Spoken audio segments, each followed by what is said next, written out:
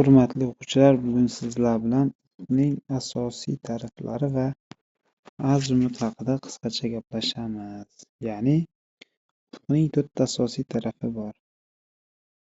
Bular shimol,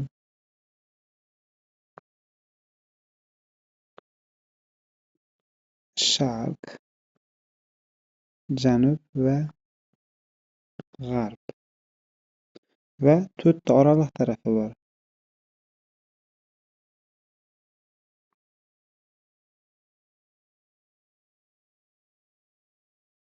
Shimoliy sharq, janubiy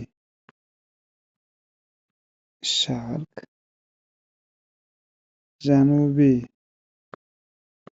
g'arb va shimoliy g'arb. Ya'ni bu ufqning 4 asosiy ta'riflarini qizil harfda yozganman. Qora harfda esa ufqning oraliq ta'riflari. Ya'ni tepada shimol, pastda janub.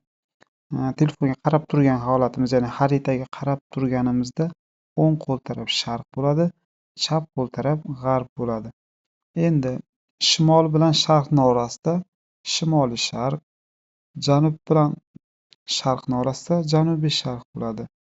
Janub bilan g'arbning orasida esa janubiy g'arb va shimol bilan g'arbning orasida, ya'ni shimoliy g'arb bo'ladi.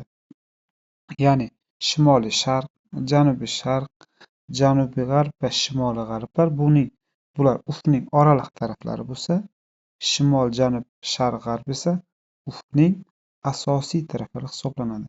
Buni yaxshilab yodlab olamiz, chunki azimutda bu doim bizga kerak.